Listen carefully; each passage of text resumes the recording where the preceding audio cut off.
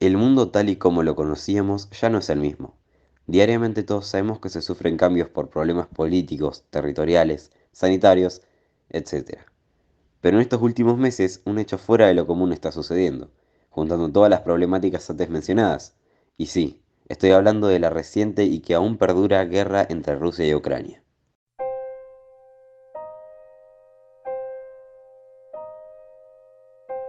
Ver aquí que Kharkiv está siendo bombardeada todas las noches. Lo demuestran la gran cantidad de restos de proyectiles.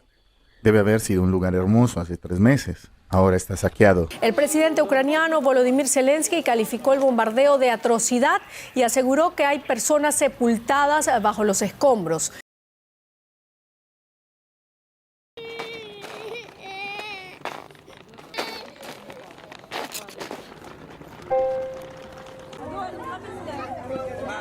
People really die in our country. I don't believe that. Ahora bien, si alguien trata de decir que es culpa de Ucrania por pelear por nosotros, es lo mismo que ver a un criminal y una víctima que lucha por sobrevivir y se culpa a la víctima por pelear demasiado.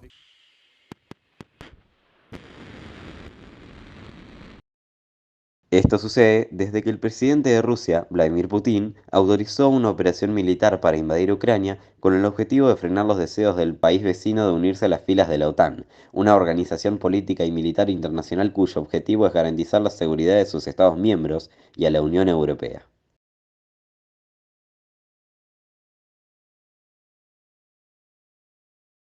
...24 de febrero. En esta fecha, Vladimir Putin anuncia en un discurso televisado en plena madrugada una operación militar especial para desmilitarizar Ucrania.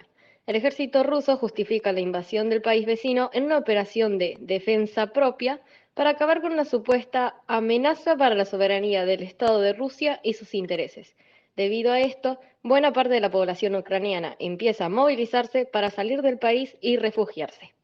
El 25 de febrero, tras tomar Rusia el control de la zona de exclusión de la central nuclear de Chernóbil, Estados Unidos denuncia informes creíbles que hablan de toma de rehenes en la central, ubicada al norte de Ucrania. Están reteniendo actualmente al personal de las instalaciones de Chernóbil como rehenes. El Ministerio de Relaciones Exteriores de Ucrania advirtió que Rusia está tratando de chantajear a la comunidad internacional con una oferta para desbloquear los puertos ucranianos a cambio de que se reduzcan las sanciones en su contra. Como parte de las primeras sanciones económicas a Rusia que estudia la Unión Europea, se empieza a hablar de vetos sin precedentes al sector bancario ruso y de la expulsión del país del sistema SWIFT. En este paquete de iniciativas se incluye también la congelación de activos a Vladimir Putin y a su ministro de Asuntos Exteriores, Sergei Lavrov. 27 de febrero. Ante la resistencia del pueblo ucraniano debido a la invasión, el Ejecutivo ruso redobla la ofensiva militar para conseguir tomar los puntos estratégicos del territorio ucraniano. También, los ministros de la Unión Europea acuerdan financiar armas a Ucrania para que se puedan defender de los ataques. El 28 de febrero, el presidente ucraniano solicita a la Unión Europea la adhesión inmediata de su país al club comunitario. Nuestro objetivo es estar junto a todos los europeos y, lo más importante, estar en pie de igualdad, pronuncia Zelensky en un discurso ante la nación. En el contexto de los enfrentamientos en territorio ucraniano, Rusia acaba con el avión más grande del mundo, el AN-225, en un ataque aéreo sobre el aeropuerto de Gostomel, cercano a la capital de Ucrania. Puede que Rusia haya destruido nuestro AN-225, pero jamás podrán destruir nuestro sueño de un Estado fuerte, libre y democrático europeo. Venceremos, sostiene el ministro de Asuntos Exteriores ucraniano, Dmytro Kuleba. En esta coyuntura, el fiscal jefe de la Corte Penal Internacional, Karim Khan, pide a los jueces abrir una investigación por crímenes de guerra y de lesa humanidad cometidos por cualquiera de las partes en todo el territorio de Ucrania. Señalan que después de ser detenidos por las fuerzas de inteligencia rusas, son enviados por 2 o 3 semanas a estos campos de filtración, que son campos manejados por militares. Según testigos presenciales, se les retiene en condiciones inhumanas, se les interroga y a veces se les tortura. La investigación se abre finalmente el día 2 de marzo. 1 de marzo. En esta fecha, un convoy de tanques rusos se posiciona en las carreteras al noroeste de Kiev. Este está compuesto por vehículos blindados, tanques, entre otros. Uno de los bombardeos rusos inhabilita la torre de televisión de la capital, haciendo que algunos canales dejen de transmitir. El 2 de marzo, las tropas al mando de Putin aseguran haberse hecho con el control de la ciudad de Jersón, al sur de Ucrania y con cerca de 300.000 habitantes. Y un grupo de paracaidistas rusos desembarcan en Kharkov en una suma de fuerzas del ejército para conseguir doblegar a este urbe. Rusia da una primera cifra de soldados caídos en combate al admitir la muerte de casi 500 efectivos nacionales.